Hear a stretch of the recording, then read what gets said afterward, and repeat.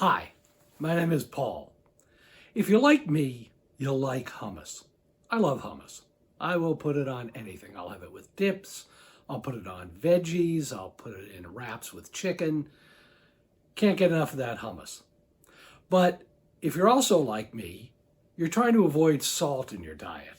That I can get enough of. I've been told that I'm headed towards high blood pressure and that I should cut all the salt that I possibly can out of my diet. And if you buy hummus in the store, in those little containers, there's a lot of salt in it if you read the label. So I decided to fix my dilemma by finding a low-salt hummus recipe, which I'm going to show you how to make. Super easy. I have very little kitchen equipment and I don't cook very often. And I can make this stuff up as a snap. So why don't we just continue on this adventure of Paul's Hummus Kitchen. So here are the ingredients you're going to need. First, garbanzo beans or chickpeas, oil, olive oil, tahini, black pepper, cumin, red chili pepper flakes, and lemon juice. And garlic. So let's get started. The first thing I do is to combine everything together except for the chickpeas. First thing you do is put in half a cup of tahini and a quarter of a cup of olive oil. I use a little bit more than a quarter. It tends to thin it out a little bit more to my liking. A tablespoon of cumin.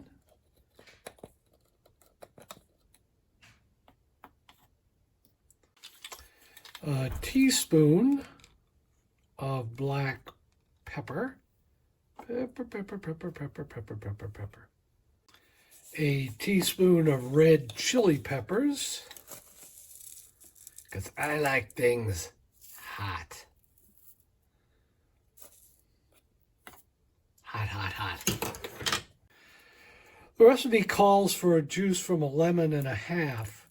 There are about 3 tablespoons of lemon juice per lemon. So I generally put in like 4. It's a little less than what the recipe calls for, but I'm not a big lemon fan. The recipe calls for 4 cloves of garlic, but like most recipes, it's garlic to taste. I prefer things garlicky, so I use about 5½, 6 cloves. You just cut them up and stick them in. I suppose you could get the already diced garlic, but I think that stuff has more salt in it. So I'm doing this to avoid the salt. A lot of garlic. So now that we put everything but the chickpeas in the food processor, we put in the tahini, the oil, the lemon juice, the cumin, the garlic, the black ground pepper, and the chili pepper flakes. It's time to put on the top, take it for a little spin. Now, one of the reasons that this food processor is so inexpensive is that it doesn't have an on-off switch. In order to make it work, you have to put the top on and then hold it down for as long as you want it to spin. Since this thing makes an unusually loud amount of noise, I'm going to cut the audio when I do this and sing you a little song. Oh, oh, oh, tahini, I know. Never believe it's not so.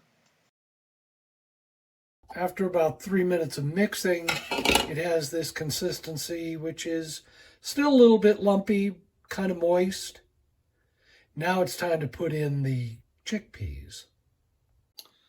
Then we take